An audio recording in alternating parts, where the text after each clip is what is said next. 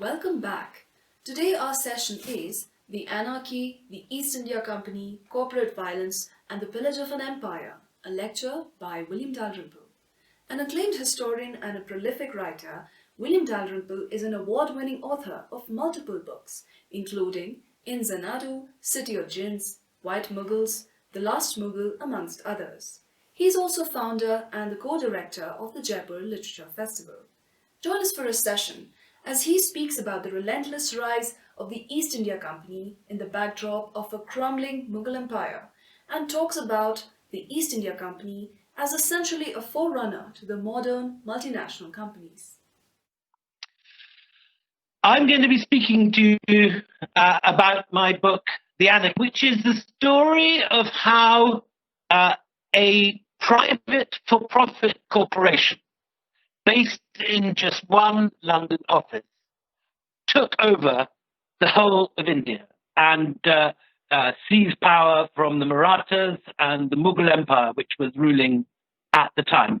In India and in Britain, people still talk about the British conquering India, but it's much more sinister than that, because it wasn't the British government that was involved. It was the East India Company.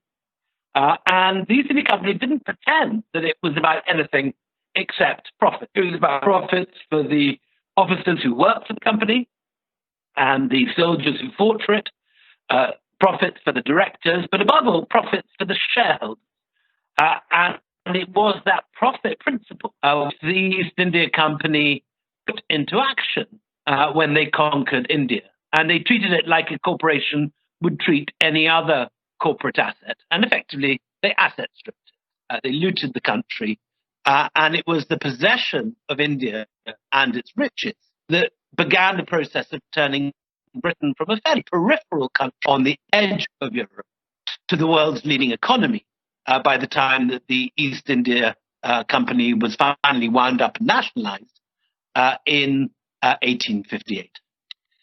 I'm going to start the story not in India, but in a castle on the Welsh borders. And as you can see from this picture, it's a big, massive, very British-looking affair with box hedges and crenellations. But go inside Powis Castle, and you're confronted by a very different situation. Because in the long galleries of Powis, there is more Mughal loot than in any single museum in India, Pakistan, Bangladesh, or Afghanistan. The word loot, incidentally, is, of course, a Hindustani word, lutna, to plunder. But it was a word that had never been heard outside of North India until it entered the English language for the reasons you can see in front of you in the mid-18th century. Because looting is exactly what the East India Company did very well. And what you're seeing in front of you are trophies seized from different Indian rulers by, in this case, Lord Clive, Robert Clive, known to the Victorians as Clive of India, the man who began the territorial takeover of India by this company. And what you're seeing in front of you is the showcases of Clive's loot. There are talwars, shields, helmets, spears, armor, and all sorts of trophies, including some quite major pieces of Indian history. What we're looking through here, the glass is looking through the palanquin of Siraj Ad-Dowlah, the Nawab of Bengal, and through the arch at the end, you will find yourself in Tipu Sultan's war tent, because this was indeed the place where Tipu's final accoutrements and armor and throne and so on ended up after his defeat in 1799. What is all this loot doing in one house in the Welsh borders? Well, this picture, which hangs rather in over the entrance to that museum in Powis Castle, tells the story. And what you see here is what's called the gifting of the Diwali, according to the caption here. And what is happening is that this picture by Benjamin West shows Shah Alam handing over a document to a man in a red frock coat, which is Robert Clive. And this scene is supposed to show what happened after the Battle of Buxar in 1765, when Clive had defeated not only Shah Alam, but also Shuja Dowlah, the Nawab of Awadh, and the Mir Alam, the Nawab of Bengal. And in the aftermath of that battle, when Shah Alam gave himself up to the company, he was compelled to sign this document, which handed over financial management of what was then the three richest provinces in India. That is Bengal, Bihar, and Orissa. Now, today we obviously think of, I suppose, Punjab or Maharashtra maybe as the richest part of India, but in the 18th century, Bengal was, because of its incredible weavers and its textile industry. The weavers of Bengal created the wealth which powered the Mughal Empire. Today, when we think of the Mughals in India, we tend to think of, Mughal-e-Azam or Mughals dropping mangoes into the mouths of courtesans or whatever. But what we don't sometimes forget is that the Mughals actually ran a Mughal empire that was producing 40% of the world's GDP. It was at this period, for the first time since antiquity, that India led the world in manufactures, particularly textiles. And 1 million of those weavers producing the textiles were based in Bengal. And this document handed over to the private company, the East India Company, the right to manage the economies of Bengal, Bihar, and Orissa. In other words, to mint coins, to tax the citizens, and to extract revenue from these areas. And obviously, this is an incredibly valuable coup for the East India Company. And it was this that set them off on the road to conquest and ultimately dominion. But back at home, the East India Company was based only in this tiny office. It's not even the two tall buildings on either side. It's just the 5 windows in the middle, set slightly back from the street. And as you can see, really a very modest building, much, a fraction of the size, say, of the palace in Leh. It's just 5 windows wide. It's hardly Rashtrapati Bhavan or South Block, or even a rich person's house in Delhi. And yet, from those 5 windows, from this one office, the policies which changed Indian history were decided upon. And the East India Company has a beginning. It was founded by this man, Sir Thomas Smythe, who's like the kind of Vijay Mallya of his day. He was an extremely entrepreneurial figure. His father ran the customs in London, which he inherited. He started his first business bringing in currants from the Greek islands when he was in his 20s. He then founded something called the Levant Company with a few other ship owners and began bringing in spices from Venice, Aleppo, and Cairo.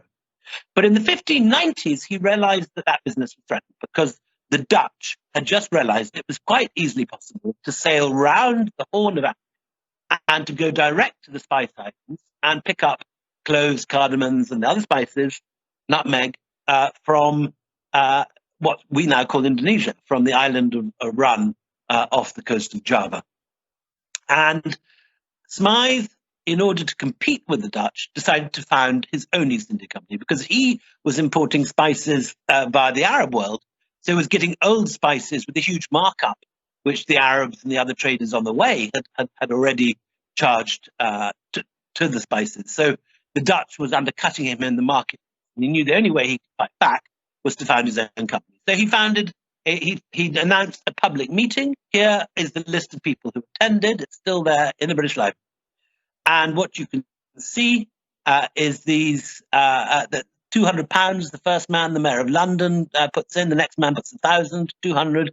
In other words, all the bigwigs are contributing large sums of money. But the list goes on for another 20 pages. And the people, again, are people who describe themselves as butchers and grocers and haberdashers. And they are putting in small amounts of £10, £5, £7.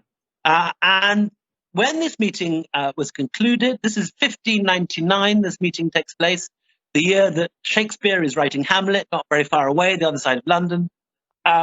They go off and they appoint this guy, Sir James Lanchester, to be the captain of the first voyage to the Indies. And they go off and they try and buy a ship. They reject a creaky old hulk called the Mayflower, which of course becomes famous later as the ship which eventually discovered America. Sorry, it didn't discover America, which took the first British pilgrims to America. And Lanchester sets off in a ship called, this formerly a pirate ship called its original name had been the Scourge of Malice, but they didn't want to frighten everybody with their ship, so they changed the name to the Red Dragon. And initially the voyage didn't go very well. They got stuck off the coast of Dover, the wind died, and they were bobbing around for a week, and everyone thought these guys are never going to make it anywhere. But the wind picked up, off they sailed, and 6 months later they did indeed arrive at Spice Islands in Indonesia. And as they were arriving, a Portuguese ship was spotted coming in the opposite direction, and as the crew were all ex-Caribbean pirates, they simply jumped on board the Portuguese ship, looted it, moved all the contents onto their ship, then they sailed back and they sold the contents for £1 million sterling back in London, a huge fortune in Elizabethan times. And this was the fortune which started the East India Company. With it, they bought a new headquarters in Leadenhall Street. Here it is. And they did fairly well until in the 640s, they realized that ultimately the Dutch had better ships, bigger, deeper financial pockets because they were better financed. The Dutch bankers, this was the golden age of Holland. Rembrandt is alive. So rather like a modern startup that has to restart and redefine its business goals after a tricky start, the East India Company decides to change tack, and it leaves the Spice Islands to the Dutch. In return, they're given a small island in the Hudson River called Manhattan. That, of course, is where New York is now, and it becomes, in due course, a very rich acquisition. But at the time, it seems like a bad deal, and the East India Company decides to refocus not on spices, but on textiles.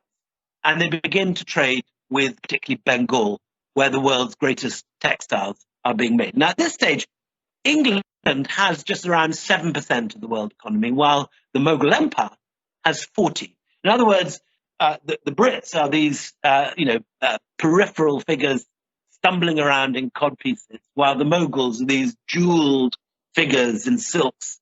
The company does very well exporting Indian textiles. Soon they have enough resources to build their own ships and make their own dockyard at Deptford.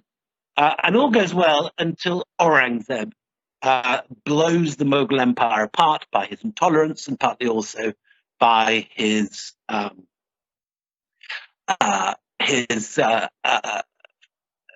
overstretching of Mughal resources when he tries to take the whole of the Deccan. And as the Marathas rise up in the west of India, as the Jats rise up outside Delhi and Agra, as the Sikhs rise up in the Punjab, everyone wonders what's going to happen to Delhi, which then is the richest and largest city in the world, 1 million people, gorgeous countryside from the Red Fort here. You can see out over to the Jamna. Today, of course, all that is horribly polluted suburbs of Delhi and Old Delhi. Look how magnificent Chandi Chowk was in the 18th century. Everyone is wondering who is going to get looted. Is it going to be the Marathas? Jats? Is it going to be the Sikhs? In the end, it's none of them. It's this man, Nadir Shah, who is the new Shah of Persia. In 1739, Nadir Shah comes down, he takes Afghanistan first, he then descends the Khyber Pass, takes Lahore, and he is challenged by an army of 1.5 million Mughals at Karnal. Now, in Karnal, there is he has only 160,000 Persian troops, but he's armed with the latest military gizmo, something called the swivel gun. And as the Mughals charge him, his light cavalry parts like a curtain, and there facing the Mughals are these guns that can pierce Mughal armor. It's the latest thing in military technology, invented by Nadir Shah. 5 minutes later, the battle is over. The cream of Mughal chivalry lie dead on the ground. And that evening, Nadir Shah asks Muhammad Shah Rangila, the Mughal emperor, to dinner. And the idiot Muhammad Shah goes with just a few musicians and dancing girls. And of course, what happens is that after dinner, Nadir Shah arrests him, rides into Delhi, and loots the capital city. 6 weeks later, he takes away the Peacock Throne, the Kohinoor Diamond, and 800 wagons filled with jewels and gold.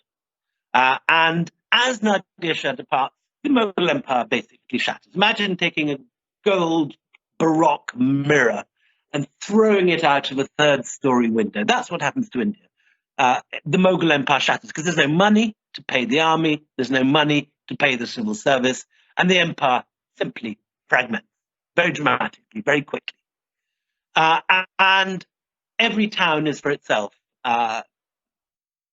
Jodhpur, Jaipur, Udaipur, the Mughal hill states, Tanjore, Hyderabad, all these different cities become city-states. And where previously you'd had one centralized empire based on Delhi, now India is split up into hundreds of competing states. And the people who take advantage of that are not other Indians. It is primarily the French and the British East India companies. There are now two. There's the British one and the Compagnie des Indes, which is the French one. These are the French sepoys. You can see only the French would dress their soldiers up in sort of Vogue-like shorts with natty little colors. But these guys, although they look like a gay pride parade, are in fact the cutting edge of military technology of the day. And the companies have imported to India a whole new way of fighting. There's a military revolution taking place with ballistics, with mobile artillery, with firing of muskets. One crew kneel down, shoot from a kneeling position, while the others reload behind them, then they swap, which means you can put an incredible amount of firepower into an infantry army. And the Mughals have got nothing to gather it, to meet it. And the first person to suffer this type of warfare is Siraj-ud-Dowlah, the Mughal governor or Nawab of Bengal. In 1756, he is irritated with the company and he attacks Calcutta because they haven't asked his permission before rebuilding the walls. This, however, is a mistake because when the day that the news of the fall of Calcutta has taken place, the day that this news arrives in Madras, this man, Robert Clive, arrives off the coast of Madras. He's come to fight the French. A war with France is about to break out, and intelligence has arrived with the East India Company that the French are outfitting a fleet to fight the British. But it turns out that the fleet has not gone to India, it's actually gone to Canada. So when he arrives, he has no one to fight. And the news then comes that Siraj-ud-Dowlah has taken Calcutta. He simply sails up to Calcutta from Madras, up the coast, retakes Calcutta, attacks the French headquarters at Chandanagar, which is just downriver from Calcutta, and then a letter arrives from a man called the Jagat Seth. Now, the Jagat Seth is a Marwari banker, the richest man in Bengal. And the Marwaris then, as now, are the financial elite who control the finances of India. And the Jagat Seth makes him an offer. He says that Siraj-ud-Dowlah is a tyrant. He's threatened to circumcise me if I don't lend him money. I don't want to lend him money, so I'm making you an offer, he says to Clive. I will pay £2 million to you personally and £2 million to the East India Company if you bring your troops upriver, fight Siraj-ud-Dowlah and depose him. And Robert Clive says, no problem, sir. So he heads north, and this is how the Battle of Plassey is meant to look in British history textbooks, this glorious fight. In actual fact, it's a setup, because Siraj-ud-Dowlah's main general, who's a guy called Mir Jafar, is also in the pay of the Jagat-Sets and is part of the conspiracy. It's a palace coup. So it's no great military victory, because both sides are actually being paid by the Marwaris. And when Siraj-ud-Dowlah realizes what's happened and tries to flee the battlefield, he's captured, he's killed, and when Clive walks into Murshidabad, he simply stuffs his pockets with loot from the treasury, and then ships the remains back down to Calcutta. Later, when he's asked in Parliament how he could just effortlessly help himself to the jewels, this wasn't something authorized by the company from London. He'd had no orders to take Bengal. When that happens, he simply replies, "My lords, I was astonished at my own moderation." Now, 8 years later, there's another battle, the Battle of Buxar, 1765. And with these two battles, Plassey and Buxar, the company basically conquers the whole of the Gangetic Plain, the heartland of the Mughal Empire. And suddenly this company, which had been trading for generations and been making a tidy profit on the textile trade, suddenly becomes something quite different. It suddenly becomes a territorial empire that is running great chunks of India as an empire, while remaining a trading company based out of a London office and making a profit. It's a very odd situation. Companies are not meant to be territorial landlords. They're not meant to have armies and conquer places. They're meant to be traders. They're meant to be merchants. But the company has moved from that to being something quite different.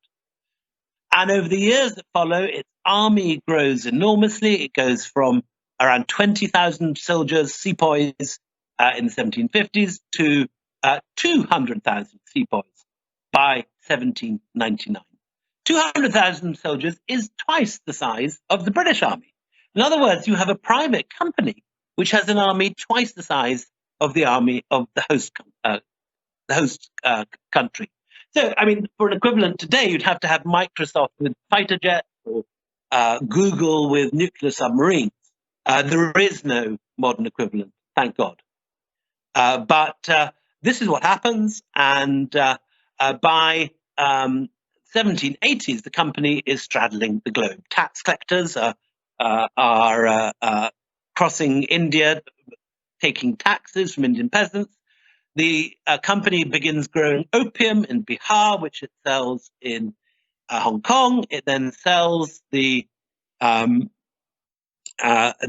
tea that it buys in China, in India, in Europe, and in America. And here is the Boston Tea Party, which starts the American Revolution.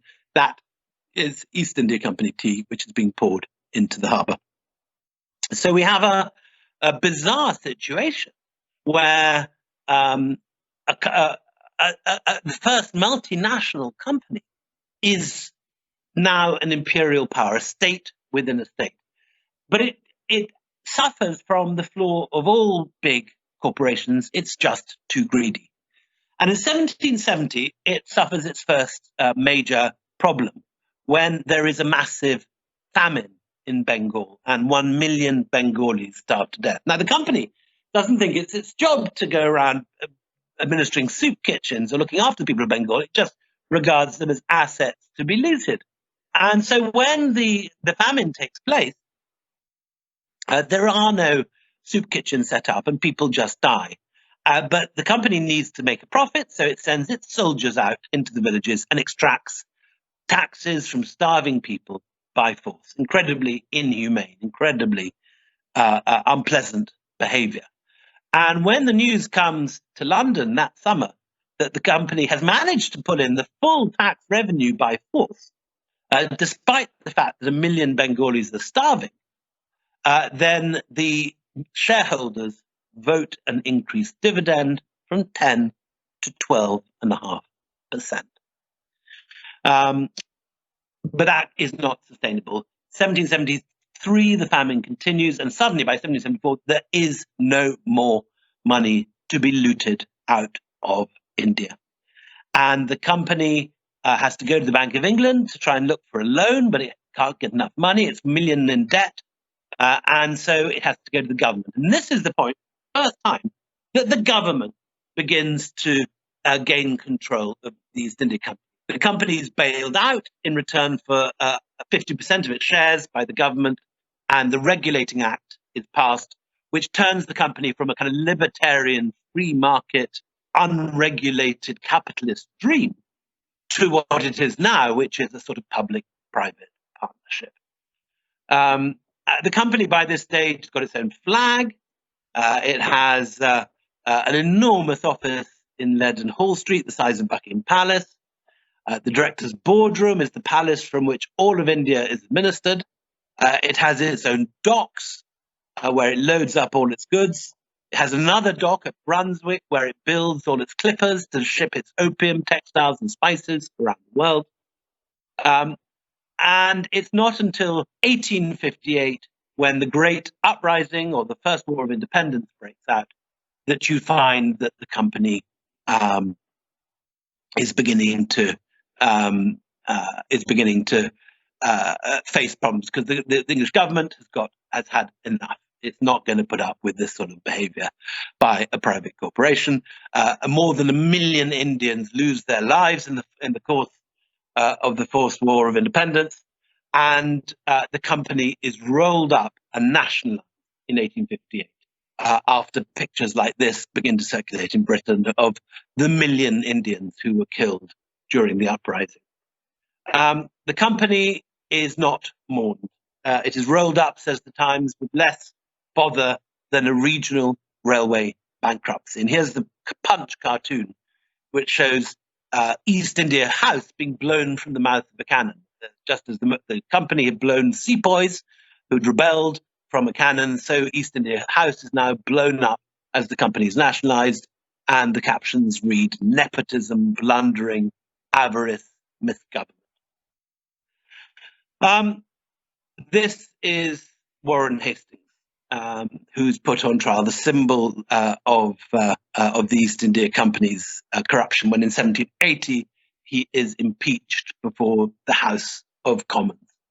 But today, I think this history is not just something to be relegated to a history book, because today, with giant corporations like Facebook and Google becoming ever more powerful, ExxonMobil, if it was a state, would be the 14th richest state in the world, rather than an oil company. Big multinational corporations have wealth greater than whole nations today. And this is an important moment to realize the power of these corporations and the need to regulate these creatures, which can take charge and topple states. Think of the way that, for example, the Anglo-Persian Oil Company got rid of the democratically elected Prime Minister of Iran, Mossadegh, in the 1950s, or the way that United Fruit got rid of a democratically elected government in Guatemala, in 1955, leading to the phrase Banana Republic, or the way that ITT topples the government of Salvador Allende in collaboration with the CIA in 1977. So today we should be wary of corporations, because they have inherited in their DNA ideas that the East India Company first came up with: the idea of corporate lobbying, the idea of managing to persuade a state to alter its policies through bribes and campaign contributions. So the East India Company bribed the British Parliament and was the first to do so. The same kind of corporate lobbying that goes on in Britain and America and all over the world. At the trial of Warren Hastings, I will just conclude with the speech made by the Lord Chancellor. He said, "Corporations have neither bodies to be punished nor souls to be condemned. They therefore do as they like." Thank you very much.